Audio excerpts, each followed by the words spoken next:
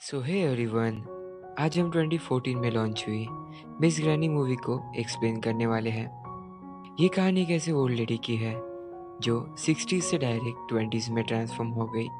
क्यों, क्या, कैसे, ये सभी हम आगे देखेंगे। और एक चीज़ और, अगर आप मेरे चैनल पर एक्सप्लेनेशन देख रहे हो तो उस मूवी में रोमांस का टच ज़रूर होता है। सो ये मूवी बहुत ही अमेजिंग होने वाली है। साथ ही मूवी को 7.2 की रेटिंग मिली है। इतना ही नहीं, रॉटेन टमाटोज पर इट्स 80% फ्रेश। इससे आप अंदाज़ा लगा सकते हो ये मूवी कैसे होने वाली है। सो चलो शुरू करें एक्सप्लेनेशन।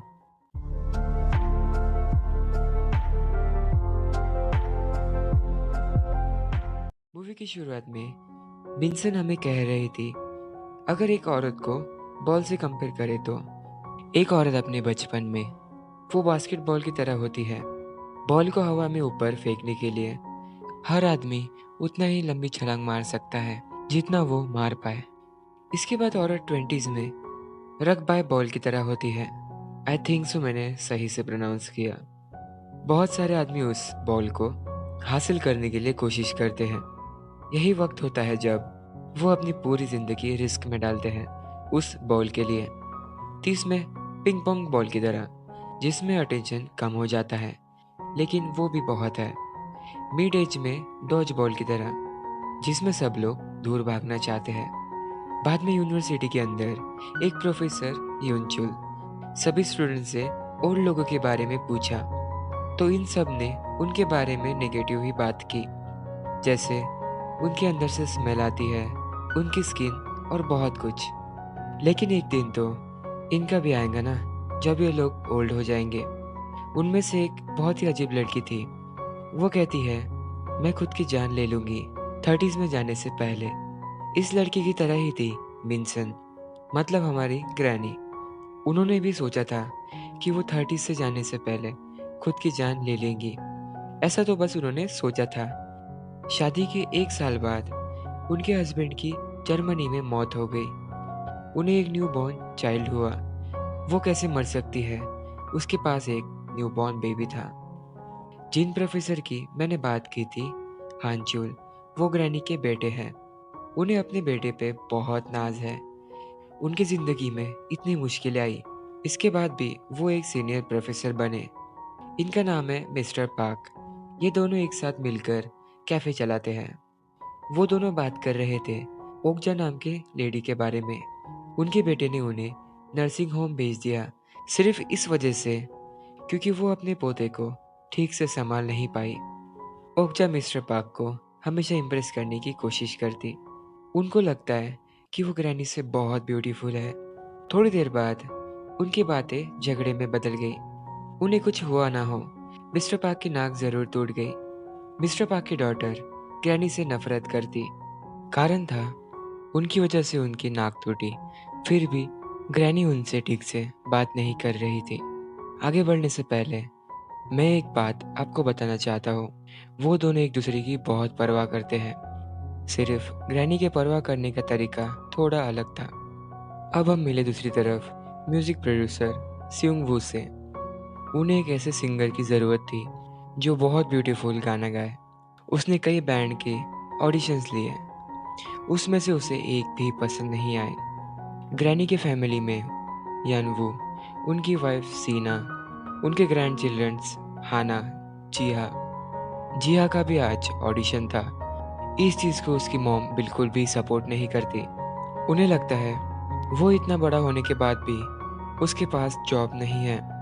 इसका ही उल्टा ग्रैनी चाहती थी कि वो एक सिंगर बने।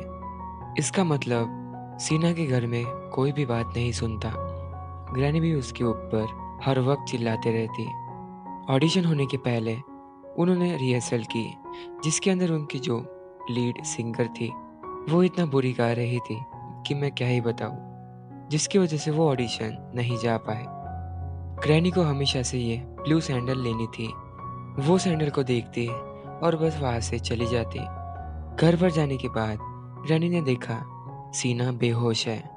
सीना स्टेबल होने के बाद उन्हें सबसे बात करनी थी, सिवाय ग्रैनी को छोड़कर। डॉक्टर, जो कि युनचुल के दोस्त भी थे, उन्होंने कहा, अगर तुम्हें अपनी वाइफ को जिंदा देखना है तो उसे टेंशन से दूर रखो। जितना हो सके उसे खुश करने की कोशिश करो। इन सभी चीज़ों का सीधा मतलब था ग्रैनी को नर्सिंग होम भेजने का। हाना और उसकी मॉम चाहती थी कि वो जाए, और ये दोनों नहीं चाहते थे कि ग्रैनी जाए। ये सभी बातें ग्रैनी ने सुन ली। पहली बार पूरी जिंदगी में उन्हें इतना दर्द नहीं हुआ जो आज उन्हें ये सुनकर हुआ। इतना सब होने के बाद भी ग्रैनी उनके सामने खुश ही थी। अगले सुबह ओबोक नाम की लेडी उनसे मिलने आई। इनके ही मॉम के रेस्टोरेंट में ग्रैनी पहले काम करती। उन्होंने गुस्से में कहा, मेरे मॉम ने ही तुम्हें रहने के लिए जगह दी, सब कुछ किया। उल्टा तुमने उनकी सीक्रेट रेसिपी चुरा कर ये रेस्टोरेंट स्टार्ट किया। शायद ग्रैनी के रेस्टोरेंट की वजह से उनका रेस्टोरेंट बंद हो गया और ओबॉक ग्रैनी को ही कसूरवार ठहरा रही थी। इस चक्कर में उन दोनों का बहुत झगड़ा हुआ और ग्रैनी ने कहा, मेरा बेटा जब बीमार था तब मैं अकेली थी। मैंने बहुत मुश्किल से उसे प्रोफेसर बनाया। उस वक्त सूप को बेचना उनकी मजबूरी थी। उन्हें क्या पता था कि ओबो के साथ ऐसा कुछ होगा। ग्रैनी के साथ अब तक जो भी हुआ उन चीज़ों की वजह से वो बहुत दुखी थी, इतना कि वो रोने लगी। जिहा और उसके दोस्त ग्रैनी को एक जगह से पिक करके घर लेकर जाने वाले थे। उससे पहले ग्रैनी को एक old forever young portrait studio नाम का शॉप दिखा। ग्रैनी चाहती थी वो और बूढ़ी होने से पहले एक फ़ोटो खिंचाए। वो कहती है, कम से कम मैं फ्यूनरल में तो अच्छी दिखना चाहती हूँ। ग्रैनी अब बहुत ज़्यादा हार मान चुकी थी। स्टूडियो की ओनर और ग्रैनी एक दूसरे से बात कर रहे थे। हमें यह पता चला ग्रैनी को हमेशा से सिंगर बनना था, लेकिन उस वक्त कई सारे कारण थे जिसकी वजह से वो अपना सपना नहीं पूरी कर पाई। फोटो खींचने से पहले फोटोग्राफर ने कहा, मैं आपको फोटो में बिल्कुल 20 साल के लड़की की तरह बना दूंगा। 3, 2, 1 एंड क्लिक। शॉप के बाहर उन्होंने देखा लास्ट बस भी स्टॉप से जा चुकी है। बस को पकड़ने के वक्त वो बहुत तेजी से भाग रही थी, जैसे किसी यंग औरत की तरह। पता है क्यों? क्योंकि वो 20 साल की लड़की बन गई। ये देखते ही उसे समझ नहीं आ रहा था कि वो क्या करे। इस चक्कर में उन्होंने कई सारी एंग्जाइटी पिल्स ले ली। ऊपर से वो स्टूडियो भी उस जगह कभी भी नहीं था। जिहा भी बेचारा ग्रैनी की राह देखते देखते थक गया। और दूसरी चीज, वो रात भर से घर नहीं आई। ये सुनते ही सबसे बड़ा शॉक गेस करो किसको लगा होगा? वो थे मिस्टर पार्क। दूसरी ओर ग्रैनी के फैमिली मेंबर्स उनकी फ्यूनरल की तैयारी कर रहे थे। उन्हें तो बहुत ज़्यादा खुशी हो रही थी कि ग्रैनी मर चुकी है। एक्चुअल में ये सिर्फ उनका सपना था। ग्रैनी को अब रियलाइज हुआ कि गॉड ने उन्हें एक और चांस दिया है कुछ करने का। इसलिए उन्होंने सबसे पहले जाकर अपना हेयर कट किया। जो उन्हें कपड़े पहनने थे वो खरीदे, और वो सैंडल भी। उनके पास पैसों की बिल्कुल भी कमी नहीं थी। अब उन्हें चाहिए था रहने के लिए घर। तो वो गई मिस्टर पार्क के घर पे। भले ही ग्रैनी अपने 20s में हो, उनकी हरकतें फिर भी नहीं बदली। वो पहले की तरह ही थी। ग्रैनी ने मिस्टर पार्क को अपना नाम बताया, सोजिन। अब से हम उन्हें इसी नाम से बुलाएंगे। सोजिन ने एक लेटर अपने घर के डोर के पास छोड़ा। उसमें लिखा था, मेरे बिना खुश रहो। दूसरी चीज, नहीं वो पुलिस स्टेशन में जाकर रिपोर्ट लिख सकते हैं। इसकी वजह से युनचुल का पूरा करियर खतरे में चला जाएगा, ऐसा सीना का कहना था। अगले दिन कैफे में सभी लोग एक एक करके गाना गाकर एंजॉय कर रहे थे। उनके ही बीच सोजिन भी थी। ओकजा मिस्टर पार्क से पूछती है, हमारे बीच ये यंग लड़की क्या कर रही है? मिस्टर पार्क ने कहा, वो अपने ग्रैनी के साथ रहती थी, इसलिए उसे ऐसी चीजें बहुत पसंद है। मिस्टर पार्क जल्दी ही इस काम को छोड़ेंगे क्योंकि उन्हें ग्रैनी को ढूंढने भी तो जाना है। ये सुनकर ओकजा को बहुत जलन महसूस हुई और वो गई गाना गाने ताकि मिस्टर पार्क इम्प्रेस हो। जिया ने ग्रैनी की मिसिंग कंप्लेंट लिख दी। यही बात वो मिस्टर पार्क को बताने आया था। सोजिन उठ कर गई गाना गाने। जैसे ही उसने गाना गाना शुरू किया, सब लोग शांत हो गए। वही पार्क के अंदर स्यूंग वू अपने नेक्स्ट ऑडिशन के रिलेटेड काम करने के लिए आया था। उसे पास से हल्की सी आवाज आई इस गाने की, और वो पहुंच गया उसी कैफे में। सोजिन इतना प्यारा गाना गा रही थी, ये सुनकर सभी लोग हैरान थे। जैसे ही उसे पता चला जिया भी उस जगह उसे देख रहा, वो जल्दी से वहां से भाग निकली। जिया और सिंगवू उसके पीछे गए, तब तक वो चली गई थी। रात को जिया एकदम से उससे मिलने आया। वो चाहता था सोजिन उसके बैंड में एज अ वोकलिस्ट की तरह ज्वाइन हो। सोजिन को तो पहले लगा कि वो उसे प्रपोज करने आया है, पर ऐसा नहीं था। उसने जिया को दुखी देखकर हाँ कर दी। अगले दिन जैसे ही सोजिन ने उनका गाना सुना, वो बहुत गुस्सा हो गई। उसने कहा, तुम्हारा गाना आज तक किसी को पसंद भी आया? गाने का मतलब जो लोगों को दिल को छू जाए। जैसे उसने कहा वैसे ही हुआ। पहली बार उनकी परफॉर्मेंस से लोग खुश हुए। कलेक्शन भी अच्छी खासी हो गई थी। मजाक मजाक में सभी कह रहे थे, तुम छोटी हो तो जिया को मिस्टर जिया कहो। ऐसे ही उनका अगला कॉन्सर्ट बहुत सक्सेसफुल हुआ। मेट्रो में सियुंगवू को सोजिन दिखी। वो चले गया उसके पीछे। उसने सियुंगवू को एक मोड़ पर पकड़ लिया। वो कहता है, हम बहुत बार एक दूसरे से मिल रहे हैं, मुझे लगता है ये फेथ है। सुजिन को लगा कि ये भी उससे फ्लर्ट करेगा, इसलिए वो वहां से जा रही थी। उसे रोकने के चक्कर में ऐसा कुछ हुआ एंड सियुंगवू को जाना पड़ा जेल। क्या एक्टिंग करी सुजिन ने। अगली सुबह जिया ने सुजिन को लंच के लिए इनवाइट किया। जैसे ही जिया ने उसे देखा, उसके होश उड़ गए। वो बहुत सुंदर लग रही थी। यही पल था जब जियो को सुजिन से प्यार हुआ। अंदर जाकर वो अपने रूम में जाना चाहती थी, लेकिन उस रूम में जाने के लिए परमिशन किसी को भी नहीं है। सुजिन ने बहुत ही क्यूट सा मुंह बनाकर कहा, मुझे मेरी ग्रैंड माँ की याद आ रही है, बस इसलिए मुझे अंदर जाना है। अगले ही पल उसने दरवाज़ा खोल दिया। उसका मेन मकसद था पासबुक को लेने का। यूनजुल को लगा था कि ग्रैनी के पास का डेबिट कार्ड चोरी हो गया, इसीलिए उसने वो कार्ड ब्लॉक कर दिया, जिसकी वजह से उसे भी प्रॉब्लम आ रही थी। पुलिस स्टेशन में ऑफिसर के क्लू के हिसाब से ये औरत कैमरा में ग्रैनी का डेबिट कार्ड यूज करते हुए दिखी। अम्ब्रेला की वजह से वो बच गई। इस वीडियो को देखकर मिस्टर पार्क को पूरा भरोसा हो गया कि वो सोजिन ही है। सोजिन ने देखा यूनचुल के पास अपनी माँ नहीं है, इसकी वजह से उनका मन नहीं लग रहा था। मिस्टर पार्क ने भी अपनी जासूसी शुरू करी। उनके होश तब उड़े जब ग्रैनी का सारा सामान सोजिन के पास से निकला। सियुंगवू ने कई लोगों के ऑडिशंस लिए, उसमें से कोई भी उसे पसंद नहीं आया, इसलिए वो चले गया बाहर। पिछली बार जैसे हुआ था, इस बार भी वैसे ही हुआ। एकदम से उसे सुजिन की फिर से आवाज सुनी। पता है क्यों? उसका भी परफॉर्मेंस चल रहा था। सुजिन को अब यकीन हुआ सियुंगवू सच्ची में एक म्यूजिक प्रोड्यूसर है। उसने उन चारों को एक बहुत ही बड़ा सरप्राइज दिया, टीवी पर लाइव परफॉर्मेंस देने का। साथ ही उन्हें वो स्टूडियो भी फ्री देगा। घर पर जाकर मिस्टर पार्क ने उसके ऊपर हमला किया। आप ही देखो, सिचुएशन पूरी उल्टी हो गई। मिस्टर पार्क कहते हैं, क्या तुमने उसे मार दिया? अगर नहीं तो मुझे लेकर जाओ, उसे छोड़ दो प्लीज। तुम्हें नहीं पता वो कितनी सुंदर थी। मैं जब 13 साल का था तब मेरे मॉम डैड गुजर गए। उसी वक्त से मैं उनके साथ रहा। भले ही नौकर का काम बहुत मुश्किल था, फिर भी बस उनकी एक खूबसूरत सी मुस्कान थी जो मुझे खुश करती। सोजिन उन्हें कहती है, आपने फिर भी मुझे नहीं पहचाना। आखिरकार मिस्टर पार्क ने उन्हें पहचान ही लिया। उन्हें तो बिल्कुल भी यकीन नहीं हो रहा था कि ये उनके साथ क्या हुआ। उसमें वो सिंगर बनी जो अब टीवी पर भी आने वाली है। ये बातें तो सब ठीक है, लेकिन अब यूनचुल का क्या? उन दोनों ने एक प्लान बनाया। जैसे लगे ग्रैनी अभी भी जिंदा है और वो ठीक है। उन्होंने यूनचुल और सीना से कहा, ग्रैनी बिल्कुल ठीक है।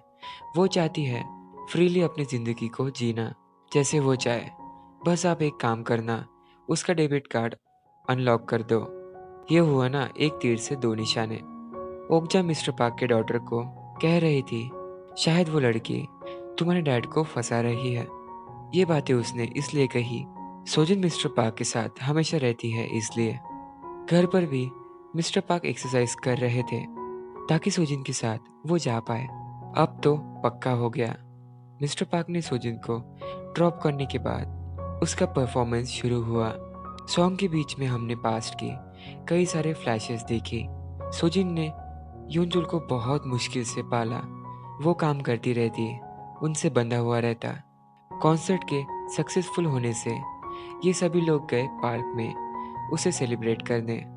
सियोंग वू ने सोजिन को पानी से बचाने के बाद उसे सोजिन के बारे में और जानना था, लेकिन उसने अपने बारे में कुछ भी नहीं बताया कि वो कौन है, क्या है। सियोंग वू कहता है, तुम्हें नहीं लगता ये फिर से फेथ है? उसने भी कहा, थोड़ा थोड़ा। सोजिन भी उससे प्यार करने लगी। उसी दौरान एक हादसे की वजह से हमें पता चला सोजिन को अगर कट लगा या फिर ब्लड लॉस हुआ तो वो वापस पहले जैसी हो जाएंगी। मिस्टर पार्क बस सोजिन का पैर देख रहे थे।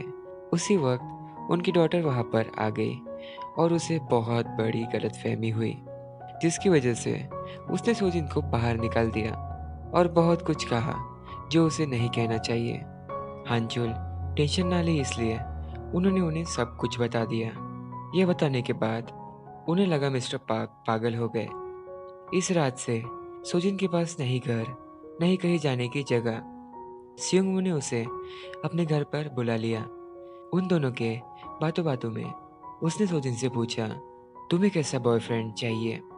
सोजिन कहती है, जो रोज घर पर खाना लाए और जो बेड में अच्छा हो।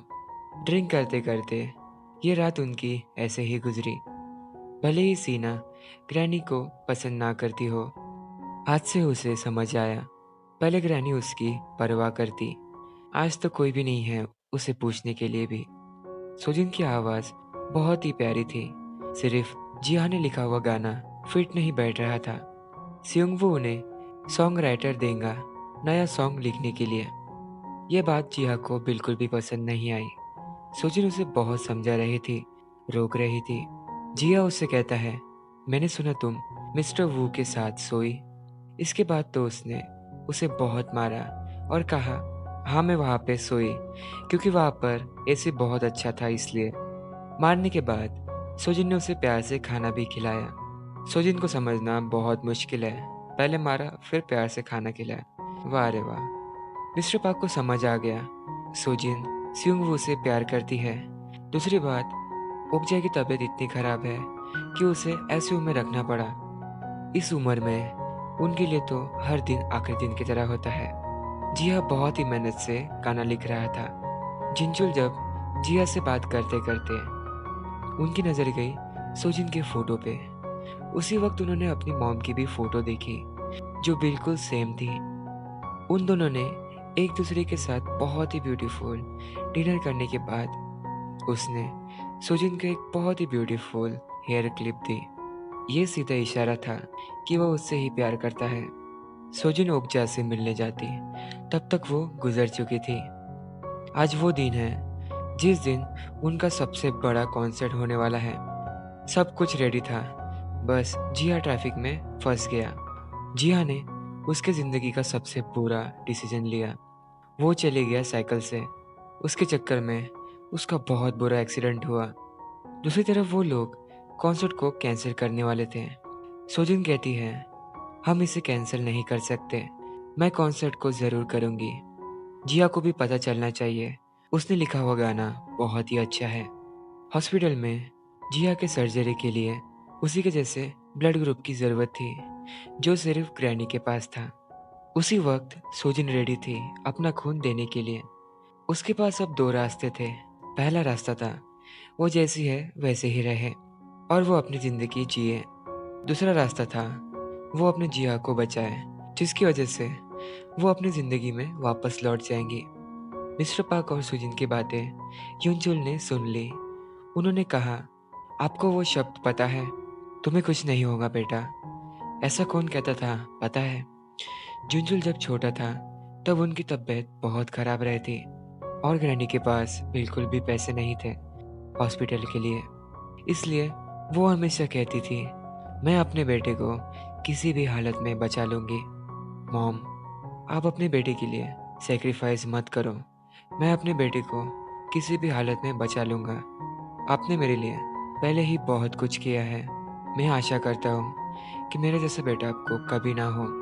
सुजीत ने इस पर कहा, अगर मेरा जन्म फिर से हुआ तो मैं ऐसी ज़िंदगी जीना पसंद करूँगी, लेकिन बस तुम मेरे बेटे बनकर जन्म लेना। उसके लिए ये तो किसी सपने की तरह था जो आज खत्म हुआ। 1 साल के बाद उसकी जगह ले ली हाना ने, एज अ सिंगर की तरह। उसके और सीना के बीच के जो भी दूरियां थी वो अब तक खत्म हो चुकी थी। सभी लोग बहुत खुश थे। एक्सीडेंटली मिस्टर पार्क को भी वो फोटो स्टूडियो मिल गया, और आप ही देखो वो कैसे बन चुके। इसी वक्त से अब वो पूरी दुनिया घूमने जाने वाले हैं, तो करो उन्हें गुड लक। सो इस कहानी में इतना ही। अगर एक्सप्लेनेशन आपको अच्छा लगे तो प्लीज़ एक लाइक करो, शेयर करो और सब्सक्राइब करो। तब तक के लिए मैं मिलता हूँ आपको अगली वीडियो में। सो बाय बाय।